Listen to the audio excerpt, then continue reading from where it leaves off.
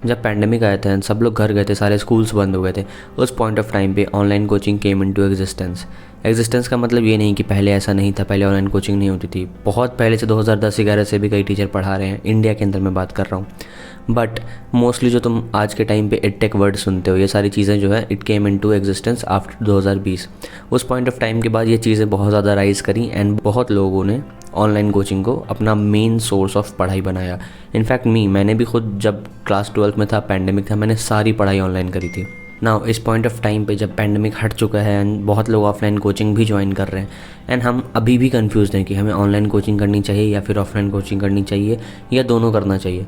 इस वीडियो के अंदर I will clear the entire debate इस चीज़ के बारे में, तो डोंट स्किप द वीडियो, बिल्कुल एंड तक वीडियो को देखना। So the number 1.8 concept. देखो, ऑनलाइन कोचिंग के आने के बाद हमें चीज़ों को समझने में ज़्यादा आसानी होने लगी। ऑफलाइन के अंदर मान लो किसी टीचर ने हमें कोई एक टॉपिक पढ़ाया, फॉर एग्जांपल फिजिक्स के अंदर हमें लॉज ऑफ मोशन पढ़ाया, उसके अंदर हमें पढ़ाया गया इनर्शिया के बारे में। मान लो क्लास में टीचर ने आपको पढ़ा दिया लेकिन आपको समझ में नहीं आया एंड आप हो थोड़े से इंट्रोवर्ट टाइप के बच्चे, तो आप पूछ नहीं पाते थे वहाँ पे, तो टीचर ने एक बार पढ़ाया एंड वो चीज़ खत्म हो गया और आप दोबारा पूछने भी नहीं गए। इससे ये होगा कि वो कॉन्सेप्ट जो था हमारा वैसे का वैसा रह गया, ठीक है, हम उसे रिवाइज ही नहीं कर पाए। ऑन द अदर हैंड जो बेसिकली एक बार में चीज़ों को नहीं समझ पाते थे वो लोग, वो बैक कर करके चीज़ों को देख करके दोबारा समझने लग गए। तो ऑनलाइन का ये फ़ायदा था। प्लस ऑनलाइन के अंदर हमारे पास दो ऑप्शन आते थे, या तो तुम लाइव पढ़ो, ठीक है, या तो तुम रिकॉर्डेड वीडियोस देखो। बहुत सारी कोचिंग जो थी वो या तो लाइव पढ़ा रही थी या तो रिकॉर्डेड लेक्चर्स दे रही थी, जैसे पहले के टाइम पे पेन ड्राइव में E2 इंडिया एंड ऑल ये सब होता था। और बहुत सारे ऐसे कोचिंग इंस्टीट्यूट्स थे जो लाइक दोनों दे रहे थे, ठीक है, जैसे कि वो लाइव लेक्चर में पढ़ाते थे स्टार्टिंग में एंड बाद में जो बचता था वो ट्रिम करके फिर वो रिकॉर्डेड पार्ट प्रोवाइड करते थे, जैसे कि PW and all. Online coaching is best for those people जो क्लास में उठ करके डाउट नहीं पूछ पाते हैं।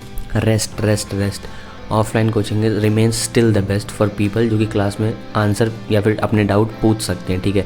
जैसे मैं 11th-12th में बहुत कम डाउट्स पूछा था, बट जब मैं अपने ड्रॉप ईयर में आया था मैं उठ करके टीचर से पूछा था बिल्कुल क्लास के बीच में कि सर ये नहीं समझ में आया, प्लीज़ आप दोबारा समझा दीजिए। और बहुत रिस्पेक्टफुली, ऐसा नहीं समझ रहे हो कि बार बार परेशान कर रहे हो उनको, वैसा नहीं था। उन्हें भी पता था कि जेन्युइन डाउट है, वो मैं जेन्युइन डाउट ही पूछा था। क्लास में एक बार पूछा नहीं समझ में आया, दोबारा पूछा नहीं समझ में आया और फिर भी नहीं आता था तो मैं उनको बोलता था कि ठीक है आगे समझ में कंटिन्यू करने के लिए, फिर क्लास के बाद जाकर के पूछता था। जिस इंसान ने वो चीज़ पढ़ाई है वो खुद तुम्हें एक बार तुम्हारे अकॉर्डिंग समझाए ना, तुम्हें क्या नहीं समझ में आ रहा है, तुम लेक्चर प्रीवियस पीछे जा करके देख सकते हो, बट जो वर्ड्स होंगे टीचर के बोले हुए वो तो सेम ही होंगे ना, वो तो कुछ चेंज होगा नहीं। हाँ, हो सकता है लाइव के अंदर तुम डाउट पूछो कि सर ये समझ नहीं आया दोबारा बताओ, तो सर उसको दोबारा अलग तरीके से बताएं, बट रिकॉर्डेड लेक्चर के अंदर तो यू कैन जस्ट थोड़ा सा पीछे जा सकते हो, रिवाइंड कर सकते हो, ठीक है। और लाइव के अंदर भी तुम ये सोचो कि फिजिक्स वाला या फिर किसी भी, अगर तुम कोचिंग की बात करते हो, वहाँ पे अगर लाइव कोचिंग चलती है, उस लाइव कोचिंग के अंदर लिटरली भाई लाखों बच्चे होते हैं, ठीक है, एक पॉइंट ऑफ टाइम पे, और ऐसी सब फालतू की स्पैमिंग कर रहे होते हैं। उस बीच में तुम्हारा अगर डाउट होता भी है तो शायद ही टीचर को दिख पाता है, लिटरली शायद ही दिख पाता है, ठीक है। सो इस चीज़ में, क्योंकि यहाँ पे दोनों के अलग अलग सिचुएशंस हैं, मैं 50-50 सपोर्ट करूँगा दोनों को, ऑनलाइन एंड ऑफलाइन, ठीक है। The second thing is doubt clearing. अब देखो, जब हम ऑनलाइन कोचिंग के अंदर इनरोल होते हैं तो अब ऑनलाइन कोचिंग के अंदर बहुत जगह पे पहले के टाइम पे हम लोग भी यूज़ करते थे डाउटनट, टॉपर, ब्रेनली, मेरिटनेशन, ये सब ऐप जो थे, ऐप क्या वेबसाइट थे बेसिकली। तुम इनको गूगल पे जाके कोई भी क्वेश्चन टाइप करते थे, यहाँ पे ऑलरेडी एग्जिस्टिंग वो क्वेश्चंस डाले हुए रहते थे और कोई उसका सॉल्यूशन निकाल के रखता था एंड वो हमारा क्वेश्चन वहाँ से डाउट सॉल्व हो जाता था। बट ऑफलाइन कोचिंग के अंदर पता है फ़ायदा क्या होता है? ऑफलाइन कोचिंग के अंदर जब तुम पढ़ते हो ना, तुम्हें कोई चीज़ समझ नहीं आती है तो टीचर जो है उस क्वेश्चन को सॉल्व करने के अलग अलग तरीके तुम्हें बताते हैं, ठीक है। तुम उसको ऐसे कर सकते हो, तुम उसको वैसे सॉल्व कर सकते हो। मेरे अकॉर्डिंग डाउट रिजॉल्विंग ऑफलाइन के अंदर बेस्ट होता है। ऑफलाइन जिस तरीके से टीचर तुम्हें डाउट्स सॉल्व करके देते हैं ना भाई, वैसा तुम्हें ऑनलाइन में एक्सपीरियंस नहीं मिल पाएगा, टू बी वेरी ऑनेस्ट। और ऐसा नहीं कह रहा हूँ कि ऑनलाइन के अंदर डाउट्स क्लियर नहीं हो पाएंगे, डाउट्स क्लियर हो जाएंगे, बट तुमको पता है ऑनलाइन के अंदर तुमको थोड़ा सा ऑफलाइन के कंपैरिजन में ज़्यादा तुमको सेल्फ डिसिप्लिन होना पड़ेगा, ज़्यादा तुमको सेल्फ डिपेंडेंट होना पड़ेगा कि जो भी मैं समझ रहा हूँ बहुत अच्छे से समझूँ, क्योंकि टीचर वहाँ पे अज्यूम करके चल रहे हैं कि तुम सबको सब आता है। डाउट सॉल्विंग में किस चीज़ की बात कर रहा हूँ? एक तो मैंने ये कहा कि कॉन्सेप्ट क्लैरिटी वाली चीज़, वो तो तुम्हें मतलब कुछ समझने में दिक्कत आ रहा है चैप्टर के अलॉन्ग, पढ़ाने के अलॉन्ग। डाउट वो चीज़ होती है जो तुम्हें चैप्टर पढ़ने के बाद डाउट हुआ, घर जाके जब तुमने पढ़ा तो, या तुमने कोई टेस्ट दिया तो तुम्हें हुआ, या तुमने NCERT की कोई लाइन पढ़ी नहीं समझ में आया, ठीक है, या फिर तुम्हें NCERT का कोई इंटेक्स्ट क्वेश्चन सॉल्व नहीं हो पाया, एक्सरसाइज नहीं सॉल्व हो पाया। मान लो तुमसे इंटेक्स्ट क्वेश्चन नहीं हुआ, एक्सरसाइज नहीं हुआ, या मॉड्यूल का क्वेश्चन नहीं हुआ, या प्रीवियस ईयर क्वेश्चन नहीं हुआ, ये चारों चीज़ अगर तुमसे नहीं हुए तो तुम ये किससे पूछोगे? ऑनलाइन तुम सर्च करोगे, फिर डाउट सेल होता है, तुम्हें वहाँ से चीज़ें क्लियर हो जाएंगी। I agree. लेकिन मान लो अगर तुम्हें NCERT की कोई लाइन ही समझ में नहीं आए कि NCERT के अंदर लिखा क्या है, तो यही चीज़ है। ऑफलाइन के अंदर यही फ़ायदा होता है कि तुम अपने टीचर से जाकर के डाउट पूछ सकते हो 1 to 1। ऑनलाइन और ऑफलाइन कोचिंग की जब हम बात कर रहे हैं, यानी कि पढ़ाई की बात करें, कहाँ पे पढ़ाया जाता है, इस सब चीज़ के अंदर अगर तुम ऑनलाइन और ऑफलाइन दोनों के अंदर भी इनरोल्ड होना, तो ऑनलाइन ऑफलाइन किसी में भी हो, इन दोनों के साथ साथ you can have one more thing extra, जो कि है एक ऐसा पर्टिकुलर सब्सक्रिप्शन जिससे तुम चीज़ों को बहुत ज़्यादा जल्दी याद कर सको, जिससे तुम NCERT टिप्स पे कर सको। इस जगह पर मेमोनीट कम्स इनटू प्ले। इसके अंदर एक नया फीचर है मेमोनीट कैप्सूल्स करके। इसके अंदर कैप्सूल्स के अंदर क्या होता है, मान लो तुम्हें जो चैप्टर होता है, मान लो तुम्हारा चैप्टर है बॉडी फ्लूइड्स एंड सर्कुलेशन, तुम्हें लगेगा कि यार बॉडी फ्लूइड्स एंड सर्कुलेशन मेरा वीक है, तो इससे हमें पता क्या लगता है कि हमें body fluids and circulation chapter नहीं आता, हमारा वो चैप्टर ही वीक है।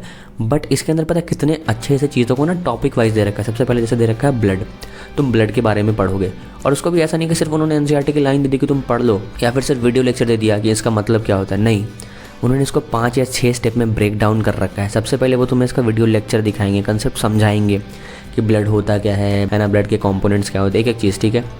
वो करने के बाद तुम्हें वीडियो लेक्चर दिखा दी गए, उसके बाद तुम्हें NCERT की वही लाइन दिखाई जाती है कि तुम उसको देख कर खुद से पढ़ो एंड समझो कि देखो तुमने वीडियो लेक्चर्स में ये सब पढ़ा, अब अगली चीज़ें NCERT, तुमने NCERT पढ़ी, ठीक है।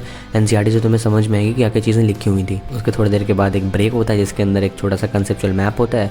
उसके बाद फिर आते हैं तुम्हारे नोट्स, ठीक है। अब नोट्स के अंदर तुम्हें क्या होता है, नोट्स के अंदर तुम्हें वही चीज़ प्रोवाइड कराई जाती है कि NCERT की एंड वीडियो की कंपाइल चीज़ें, ठीक है। तो तुम्हें नोट्स भी मिल गया। अब तुमने वीडियो लेक्चर भी देख लिया ब्लड का क्या होता है, तुमने NCERT की लाइन भी पढ़ ली और तुमने नोट्स भी पढ़ लिया, अब तो तुम प्रिपेयर हो। नहीं, ये फिर क्या करवाते हैं, ये फिर तुम्हारा क्विज करवाते हैं, ठीक है, कि तुम्हें उससे क्वेश्चंस दिए कुछ, ठीक है। ब्लड के टॉपिक से क्या क्या क्वेश्चंस बन सकते हैं, सारे NCERT से रिलेटेड एक एक लाइन को कवर करते हुए, ठीक है, और प्रीवियस ईयर क्वेश्चंस को भी कवर करते हुए। अब जब ये तुम्हें ये दिया इन्होंने क्वेश्चंस, अब तुमने क्विज लिया, क्विज प्रिपेयर करा, ठीक है, क्विज के क्वेश्चंस किए, एंड जब ये तुम्हारा क्विज खत्म हो जाए, तुम्हारे क्वेश्चन सही हो गलत हो डजेंट मैटर, ठीक है। उसके बाद लास्ट में आता है मीम्स, ठीक है। तुम इसमें मीम्स तुम्हें रहते हैं, भाई लेजिट बहुत अच्छा है, ठीक है, मैं मजाक नहीं कर रहा हूँ।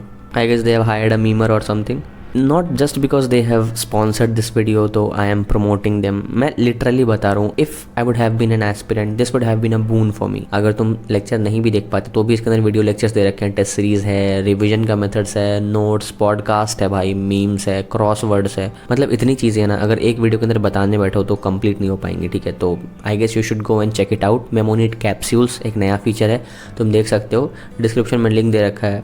Now let's come back to the video. Third thing is competition. जब हम ऑनलाइन कोचिंग में तैयारी कर रहे होते हैं ना, मान लो अपने घर पर बैठ के ऑनलाइन पढ़ रहे हैं, ठीक है। ऑनलाइन पढ़ने का फ़ायदा तो होता है कि हाँ चलो हमारा टाइम बचता है ट्रैवलिंग में, ठीक है, हमें आने जाने की टेंशन नहीं होती है, सुबह उठना और उसके बाद फिर तैयार होना कोचिंग के लिए, बैग पैक करना, कुछ नहीं, ठीक है। हमारा वही टेबल चेयर ब्रश करके उठ करके लेक्चर लगा करके बैठ जाओ, कोई फ़र्क नहीं पड़ता।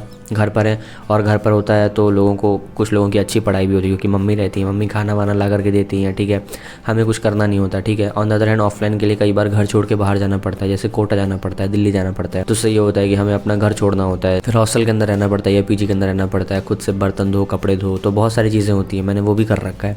तो बस मैं वही बता रहा हूँ कि दोनों चीज़ के अपने अपने फ़ायदे हैं और नुकसान भी हैं। तो ऑफलाइन के अंदर जो तुम्हें कंपटीशन देखने को मिलेगा ना भाई, लिटरली मतलब तुम ना खुद ब खुद पढ़ने बैठ जाओगे, इतने लोग पढ़ रहे होंगे ना। तुम क्लास के अंदर जाकर के जब फिजिकली बैठोगे और देखोगे अपने चारों तरफ सब पढ़ने वाले बच्चे, जब क्लास में टीचर पढ़ा रहे हैं आंसर देने वाले, सब आंसर देने वाले बच्चे, ठीक है। टेस्ट के अंदर जब तुम स्कोर करोगे देखोगे इतने सारे लोग टेस्ट देने के लिए आए हैं, OMR आ रहा है, OMR तुम फिल कर रहे हो, जमा कर रहे हो, टेस्ट देने के लिए स्पेशली आ रहे हो, जा रहे हो, फिर तुम्हारी रिजल्ट आता है, कोचिंग के बोर्ड पे लगता है या तुम्हारे फ़ोन पर आता है, जैसे भी हो, ठीक है। तो तुम्हें ना कंपटीशन वहाँ पे फील होगा। अगर वहाँ पे 1 2 3 4 रैंक लिखा तो तुम जानोगे ये 1 2 3 4 रैंक वाला बच्चा है कौन, ठीक है। मतलब तुम उस चीज़ से मतलब अवेयर रहोगे कि हाँ कंपटीशन कितना है, कितने ज़्यादा लोग पढ़ने वाले हैं, ठीक है।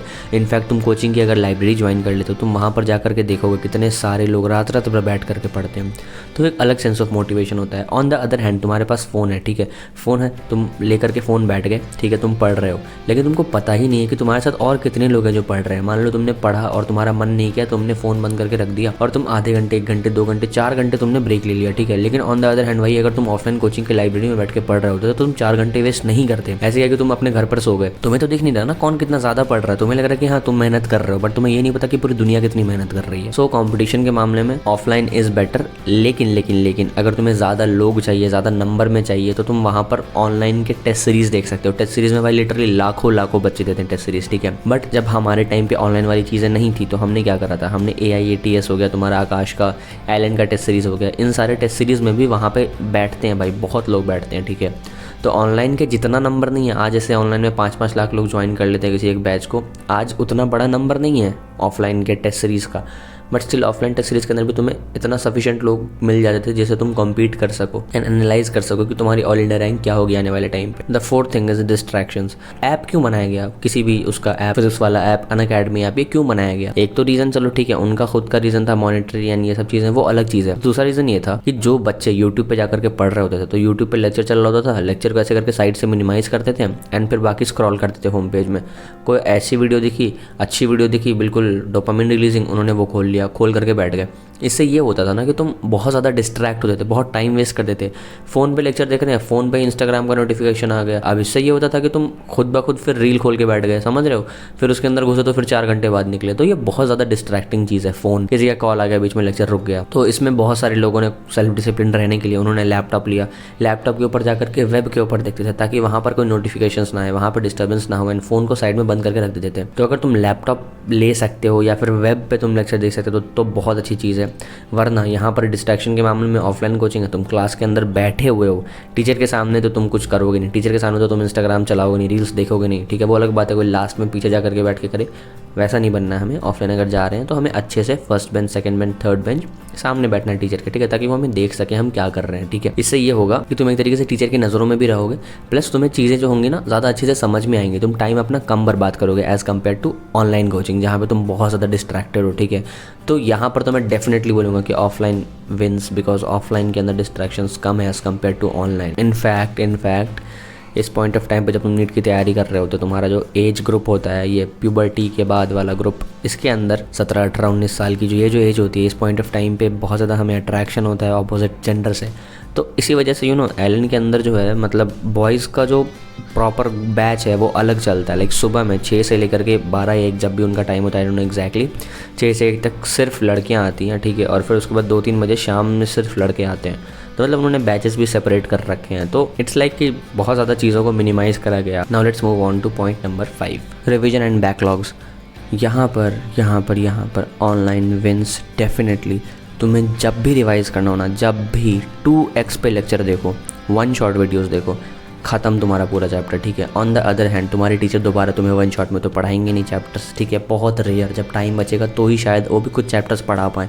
पूरा सिलेबस दोबारा पढ़ाना पॉसिबल नहीं, ना ही तुम क्लास के अंदर बैठ करके पूरा सिलेबस पढ़ोगे, क्योंकि तुम्हारे कुछ स्पेसिफिक चैप्टर्स वीक होंगे, राइट। तो इसीलिए ऑफलाइन कोचिंग यहाँ पर थोड़ा पीछे रह जाता है as compare to online coaching, क्योंकि ऑनलाइन कोचिंग के अंदर भाई तुम जब तुम्हारा मन करे ना, जब तुम तब फ़ोन उठाओगे तब पढ़ लोगे, ठीक है। तुम्हारा कुछ छूट गया, बैकलॉग लग गया, तो ऑफलाइन के अंदर बैकलॉग कवर करना बहुत मुश्किल होता था। ऑनलाइन के अंदर रात में जितने घंटे सोते हैं 8 घंटे, अपनी नींद से 2 घंटा काटो, 2 घंटे एक्स्ट्रा लेक्चर को देख लो 2x पे जा करके, तो 3 घंटे का लेक्चर तो एटलीस्ट देख पाओगे ना, नोट्स बना लोगे ना, और फिर प्लस तुमको इसके नोट्स भी बाद में प्रोवाइड कर दिए जाते हैं। ऑफलाइन में ऐसा नहीं होता कि नोट्स प्रोवाइड कराए जाए तुम्हें बाद में, तो तुम्हारा ये फ़ायदा है वहाँ पर। तो तुम्हें जब भी रिवीजन करना हो ना, तो तुम ऑनलाइन से करो, तुम्हारा तुरंत होगा रिवीजन, ठीक है। The 6th point is pricing. जो लोग ऑफलाइन कोचिंग अफोर्ड नहीं कर पाते थे, ऑफलाइन कोचिंग की फ़ीस जो है 1 साल की, मतलब बहुत कम अगर भी है तो कहीं पे तो 40-50 हज़ार से शुरू होकर के 1.5 लाख रुपए तक है, ठीक है। ऑन द अदर हैंड अगर तुम एक ऑनलाइन कोचिंग का ऑनलाइन बैच देखो तो PWN ये सब ने आकर के कंपटीशन बहुत कम कर दिया मार्केट में, competition in the sense of pricing वाली चीज़। तो वहाँ पर तुम पता है तुम्हारे बैच 4,000, 5,000 से शुरू होते हैं और 10,000, 12,000 तक जाते हैं, depending upon the platform you use. So इस ओवरऑल वीडियो के अंदर तुमको क्या समझ में आई चीज़, क्या ऑनलाइन कोचिंग अच्छी है या फिर ऑफलाइन कोचिंग अच्छी है? टू बी वेरी ऑनेस्ट, दोनों अपने अपने जगह पर इंपॉर्टेंस होल्ड करता है आज भी। को कितना भी कह ले कि online coaching has replaced offline coaching and online coaching ही सब कुछ है, I won't agree completely. It depends completely कि तुम कैसे स्टूडेंट हो। तुम अगर बहुत ज़्यादा सेल्फ डिसिप्लिन बचपन से ही हो, तुम्हें लगता है कि तुम में उतना सेल्फ डिसिप्लिन है, उतनी तुम्हारे अंदर एबिलिटी है कि तुम अपने सारे डिस्ट्रैक्शंस को हटा सको, ठीक है, और खुद रोज़ कंसिस्टेंटली, रोज़ बिना रुके, रोज़ 10 घंटे 12 घंटे पढ़ सको, तो ऑनलाइन कोचिंग तुम्हारे लिए है। एल्स अगर तुम नॉर्मल बच्चे की तरह हो तो ऑफलाइन कोचिंग जाओ, पढ़ो, समझो, जो पढ़ाएगा घर पर आकर के पढ़ो, रिवाइज़ करो, डाउट्स पूछो, टेस्ट दो, एनालाइज करो एंड फिर आगे बढ़ो, राइट। तो इस चीज़ को ध्यान रखना है ना। And all the very best to you, है ना। लिंक डिस्क्रिप्शन में दे रखा है, एक बार जा करके देखना। तब तक के लिए I will see you in the next video. Take care and bye.